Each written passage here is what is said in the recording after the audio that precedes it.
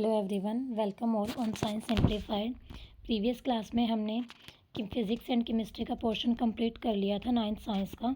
अब हम शुरू करते हैं जो हमारा बायो वाला पोर्शन रहता है। एंड होप सो मेरे साथ आपने भी कर लिया होगा, इसीलिए मैं आपको इकट्ठे नहीं करवा रही कि धीरे धीरे आप भी अपने पोर्शन ऐसे ही कंप्लीट करें। एक टाइम पे एक पोर्शन को कंप्लीट करके रख दो। पूरा एकदम करते हो तो ऐसे नहीं होती साइंस, धीरे धीरे करोगे, रिवीजन करो उसकी पिछले की, ठीक है। इस तरह से होती है साइंस। तो नेक्स्ट हम बायो का पोर्शन शुरू करते हैं। देखो यहाँ से है, फर्स्ट क्वेश्चन है हमारे पास, पत्तों में उपस्थित हरे पदार्थ को क्या कहते हैं। बिल्कुल कॉमन सी बात है ना, ये आपने प्रीवियस क्लासेस में भी किया है। तो क्या होता है वो क्लोरोफिल। इंग्लिश मीडियम में इसका क्या होगा, बस ग्रीन पिगमेंट आ जाएगा, है ना। इसको हम क्या बोलते हैं, ग्रीन पिगमेंट को।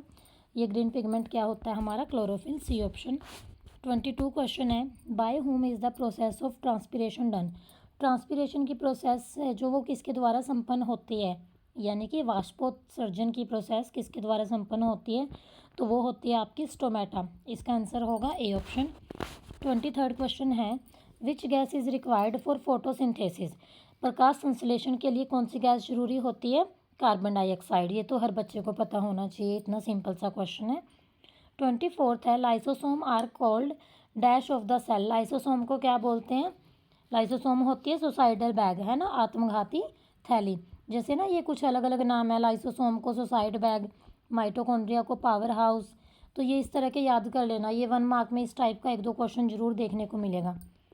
25th में आपके पास है ये अभिकथन, और ये कारण अभिकथन है, रासायनिक परिवर्तन को उत्क्रमित नहीं किया जा सकता।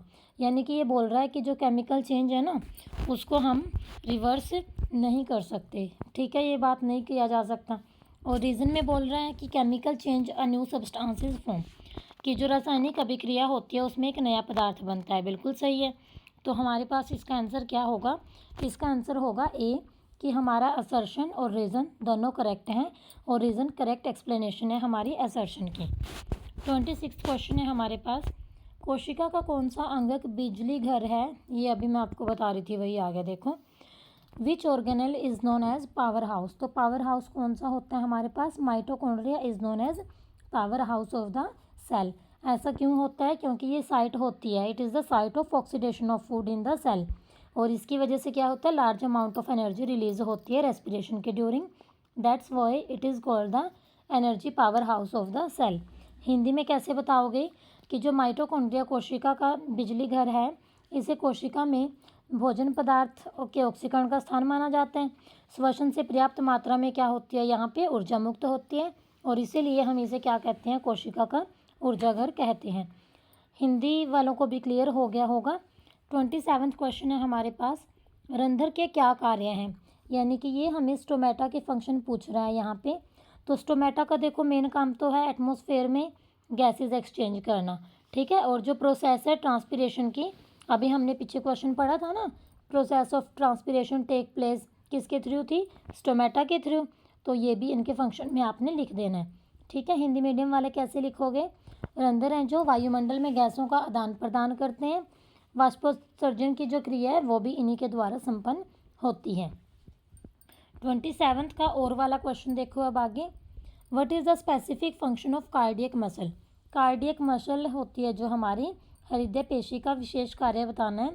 तो जो हमारी कार्डियक मसल है बच्चे, देखो मसल है जो हार्ट की, एक तो हृदय में जो कॉन्ट्रैक्शन और रिलैक्सेशन है यही करती है ना, यानी कि पूरे टाइम प्रसार और संकोचन का कार्य। और इसी की वजह से ही जो ब्लड है वो पूरे मतलब बॉडी के अंदर मूव करता है। यानी कि इंग्लिश में आप इसको कैसे लिखोगे, it is responsible for heart beat and plays a role in circulation या फिर pumping of blood in the body. Okay, ये थे आपके 2 मार्क्स के क्वेश्चन। नेक्स्ट जो 28th क्वेश्चन है वो आपका 3 मार्क्स का है। Diagrammatically show the difference between 3 type of muscle fibre. Very very very important question है ये, ठीक है, जरूर करना है। ये 5 मार्क्स में भी आ सकता है, इतना इंपॉर्टेंट है ये। यानी कि 3 प्रकार के पेशी रेशों के चित्र भी बनाने हैं और उनका अंतर स्पष्ट करना है हमने। तो पहले इंग्लिश में सुनो बच्चे ध्यान से। तो हमारे पास जो हम इनके पहले नाम लिखो, टेबल बनाओ, voluntary muscle, involuntary and cardiac.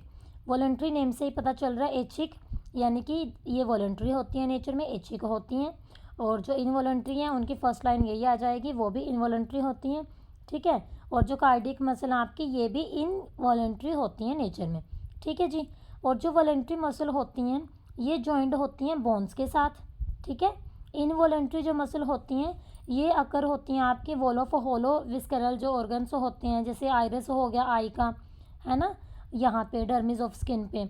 और जो कार्डियक मसल है, ये कार्डियक तो वर्ड सुनते ही आपने समझ लेना हार्ट से रिलेटेड है, तो ये प्रेजेंट होती हैं हार्ट के वॉल में। थर्ड पॉइंट आपने बताना है यहाँ पे, जो हमारी वॉलेंट्री मसल होती हैं ये लॉन्ग होती हैं, सिलेंड्रिकल होती हैं, अनब्रांच होती हैं एंड मल्टी न्यूक्लिएटेड होती हैं, यानी कि इनके स्ट्रक्चर के बारे में।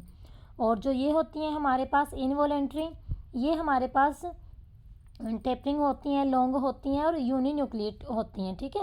और जो आपकी कार्डियक मसल है ये ब्रांच होती हैं और सिलेंड्रिकल होती हैं और इनका न्यूक्लियस भी होता है और ये ब्रांच भी होती हैं, ओके। फोर्थ पॉइंट आपने बताना है, जो वॉलंटरी मसल हैं वो क्या करती हैं, उनके अंदर लाइट एंड डार्क कलर के बैंड होते हैं, इसीलिए हम उनको यहाँ पे हम इनको एक और नाम से बोल देते हैं, इनको हम बोलते हैं स्टेरेटेड मसल फाइबर। और जो इनवॉलंटरी होते हैं इनके अंदर कोई बैंड नहीं होते, इसीलिए इनको नॉन स्टेरेटेड बोलते हैं। और जो कार्डियक मसल होती हैं इनमें भी कोई बैंड नहीं होते। अब एक बार थोड़ा सा हिंदी में और सुन लो, वैसे तो हो ही गया। ऐच्छिक, अनैच्छिक, हृदयक। ऐच्छिक वाली आपकी ये फर्स्ट पॉइंट तो यही हो जाएगा, बस हृदयक वाले भी अनैच्छिक होती है, ध्यान रखना। ऐच्छिक आपकी अस्थियों से जुड़ी होती है यहाँ पे, और जो आपकी अनैच्छिक होती है ये आपकी आँख की पलकों से, मूत्रवाहिनी से और फेफड़ों से, है ना। और जो हृदयक पेशी है ये आपकी हृदय की वॉल के साथ होती है। ऐच्छिक में गहरे और हल्के रंग की पट्टियाँ होती हैं, इसीलिए इन्हें रेखित पेशियाँ भी कहा जाता है, उसमें नहीं होती, उन्हें नहीं कहते हम। और सेम वही पॉइंट उसमें बताना है और बता देना इनकी संरचना के बेस पे। ये लंबी होती हैं, ऐच्छिक हैं जो आपकी बेलनाकार होती हैं, शाखा रहित होती हैं और बहुनाभिकीय होती हैं। अनैच्छिक है जो आपकी लंबी होती है, एक केंद्रकीय होती है, एक सिरे से नुकीली होती है। और हृदयक पेशी बेलनाकार होती है, शाखाओं वाली होती है और ये केंद्रकीय होती है, ठीक है। ये आपका 28 का बिल्कुल कंप्लीट एक्सप्लेन कर दिया है मैंने। यहाँ पे 29 क्वेश्चन है, मिट्टी की उर्वरता को बनाए रखने के लिए खाद तथा उर्वरक के उपयोग की तुलना कीजिए। Compare the use of manure and fertiliser, है ना। मैन्योर भी सुना होगा सबने, घर पे सुना होगा, ये खाद है, खाद डाल दो फसलों में। ये उर्वरक है ना। उर्वरक तो वो होते हैं जो आपने घर में देखा है ना, गाँव के बच्चों को ज़रूर पता होगा, वो थैले लेकर आते हैं घर में, है ना, DAP वगैरह इस तरह से बोलते हैं। और खाद होती है जो हमारे घर में तैयार करते हैं हम, जैसे गोबर से तैयार होगी इस तरह से। तो देखो अब हम डिफरेंस करते हैं इनके, इंग्लिश में देख लेते हैं पहले। मैन्योर जो होता है ये बनता है आपका डिकम्पोजिशन ऑफ काउ डंग से, ठीक है। डंग से हम मेनली बोलते हैं, या फिर रोटन प्लांट से, है ना, वेजिटेबल के उससे बोल सकते हैं, फ्रूट पिल्स वगैरह से। और जो मैन्योर है ऑर्गेनिक है, क्योंकि उसमें कुछ भी हमने केमिकल ऐड नहीं किया, नेचुरल प्रोसेस से उसको प्रिपेयर किया है हमने, ठीक है। उसके बाद है सेकंड पॉइंट आपने बताना है, फर्टिलाइज़र के अंदर इस पॉइंट को कंपेयर कर लो। ये केमिकल प्रिपेयर किए जाते हैं फैक्ट्रीज़ के अंदर, जो फर्टिलाइज़र है। मैन्योर का सेकंड पॉइंट लिखना है, मैन्योर है ऑर्गेनिक मैटर है, फर्टिलाइज़र है इनऑर्गेनिक है। मैन्योर में थर्ड पॉइंट बताना है, जो अमाउंट ऑफ न्यूट्रिएंट है ना, नाइट्रोजन, फॉस्फोरस, पोटेशियम, ये लो होते हैं, क्योंकि हम एक्सटर्नल नहीं डालते, नेचुरल जो है उसके अंदर तो वही होता है, और वो क्वांटिटी लो होती है, तभी हमें फर्टिलाइज़र की ज़रूरत पड़ी है, ठीक है। फर्टिलाइज़र के अंदर तो mainly nitrogen, phosphorus and potassium high amount में होते हैं। NPK के फॉर्मूले से याद रखना, नाइट्रोजन, फॉस्फोरस एंड पोटेशियम। उसके बाद है आपका 30th question, last question I think ये, हाँ जी। पादप कोशिकाओं तथा जंतु कोशिकाओं में तुलना कीजिए। This question is also very very important. और जो ये इसका और वाला दिया है ये भी बहुत इंपॉर्टेंट है, ठीक है। इंग्लिश मीडियम में कर लेते हैं पहले हम दोनों क्वेश्चनों को। इसको फर्स्ट को देखते हैं, चलो। कंपैरिजन करना है हमने plant cell and animal cell में। तो हमारे पास क्या होता है, प्लांट और एनिमल नॉर्मली तो पता है सबको, ठीक है, कोई वो नहीं है उसमें। तो जो प्लांट सेल होती हैं ये प्रेजेंट होती हैं आउटर साइड में प्लाज्मा मेम्ब्रेन के। एनिमल सेल है जो ये सराउंड होती हैं फाइन मेम्ब्रेन से, उसको हम बोलते हैं प्लाज्मा मेम्ब्रेन। प्लांट सेल में ग्रीन पिगमेंट होता है, एनिमल सेल में नहीं होता, क्लोरोप्लास्ट क्या होता है, एब्सेंट होता है। प्लांट सेल में जो आपका सेंट्रोजोम है वो एब्सेंट होता है, एनिमल सेल में सेंट्रोजोम आपका प्रेजेंट होता है। उसके बाद जो सेल डिवीज़न है प्लांट सेल में वो सेल स्ट्रिप से होती है, और जो सेल डिवीज़न है इसमें ग्रूव्स से होती है। फोटोसिंथेसिस होता है अपने आप उसमें, उसमें एनिमल सेल में नहीं होता। प्लांट सेल का जो साइज़ है वो लार्ज होता है, एनिमल सेल का क्या होता है, स्मॉल होता है। हिंदी में भी आपको समझ आ ही गया होगा, इतनी कोई बड़ी बात नहीं है। ये लिख देना कि उसका साइज़ बड़ा होता है, उसका छोटा होता है। ये पादप कोशिकाओं में पाए जाते हैं, वो जंतु कोशिकाओं में पाए जाते हैं। गोल्जी काय वाला लिख देना पॉइंट है, उसमें तो जंतु कोशिका में तो गोल्जी काय उपस्थित होता है ना, और उसमें क्या होता है, गोल्जी की अलग अलग इकाइयों डिक्टियोसोम्स का बना होता है वो पादप कोशिका में। सेंट्रोसोम पादप कोशिका में नहीं होते, जंतु कोशिका में होते हैं। जो रीतिकाएँ हैं वो उसमें बड़ी होती हैं, और जंतु कोशिकाएं में अनुपस्थित होती हैं या बहुत छोटी होती हैं वो आपकी, ठीक है। उसके बाद वह हो ही गए, इतने पॉइंट बहुत है। हरित लवक का बता देना प्लाज्मा के बाहर। इनके ना डायग्राम भी करने हैं, ये क्वेश्चन 5 नंबर में ही आएगा अगर आया आपके पेपर में, ठीक है। यहाँ भी 5 में है। देखो ये 2-3 क्वेश्चन बता दिए, एक तो वो अभी किया था पेशी कोशिका, 3 वो करने हैं, एक ये plant cell, animal cell, prokaryotic, eukaryotic.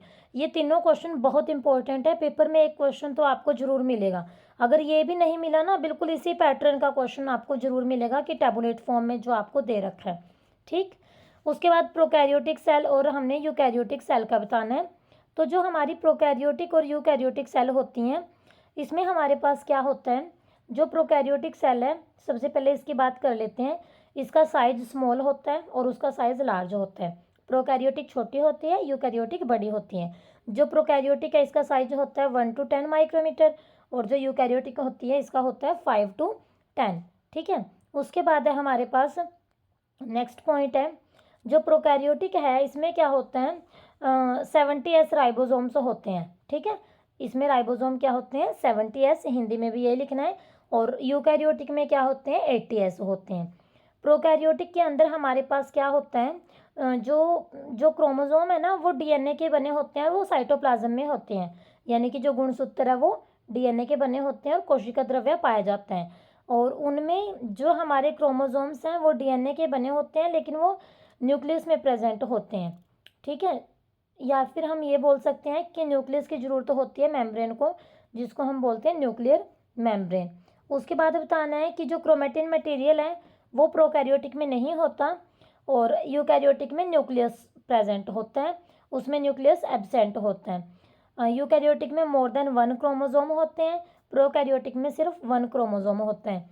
और जो सेल डिवीज़न होती है प्रोकैरियोटिक में, वो बडिंग से या फ्यूजन मेथड से होती है, यानी कि विभाजन कलिका या खंडन विधि हम बोलते हैं जिसको।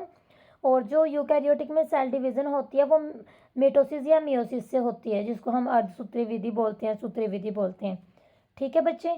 तो ये आपके पॉइंट थे। बाकी आपने 5 मार्क्स का क्वेश्चन आता है तो ये मान के चलो कि 7 पॉइंट तो आपने ज़रूर लिखने हैं, ठीक है। उससे ज़्यादा बेशक कर दो, कम नहीं करने हैं। बायो का हमारा पोर्शन कंप्लीट हो चुका। इससे पहले फिजिक्स केमिस्ट्री का मैंने करवाया है, जिस बच्चे को नहीं मिलता मैं डिस्क्रिप्शन में लिंक भी दे दूँगी बायो वाले के नीचे। तीनों पोर्शन को बड़े अच्छे से देखना है, इन क्वेश्चनों को बड़े अच्छे से कर लेना है। रियल पेपर नहीं है ये, कहीं कल को आगे कहो कि मैम आप तो बोल रहे थे रियल है। रियल पेपर किसी के पास नहीं होता, जस्ट ये एक प्रैक्टिस सेट करवा रही हूँ मैं आपको। ये आइडिया है कि 80-90% यहीं से आ जाता है, क्योंकि मैंने मैथ का करवाया था तो मैथ का मोस्टली वहीं से कवर हुआ है। बड़ा अच्छा रिस्पॉन्स मिला है, बच्चों ने बड़ा वो किया कि मैम आपकी वजह से हम पास होंगे, ठीक है। और साइंस बच्चे इतने इजी नहीं है, साइंस में सबसे ज़्यादा फेल होते हैं बच्चे, आपको पता होना चाहिए। तो ध्यान से कर लेना आपने पूरा पेपर, और जितना मेरे से हो सकता था मैंने आपके लिए बेस्ट किया है। केमिस्ट्री के न्यूमेरिकल हैं जो वो शॉर्ट में डाल दिए हैं, फिजिक्स के न्यूमेरिकल भी शॉर्ट में डाल दिए। न्यूमेरिकल्स में जो फॉर्मूला है अच्छे से करना है, ठीक है। और अपनी तैयारी को बहुत बेस्ट करना है। Wish you all the very best for your exam and stay connected with Science Simplified. Like and subscribe this channel for upcoming update. Okay, thank you very much guys.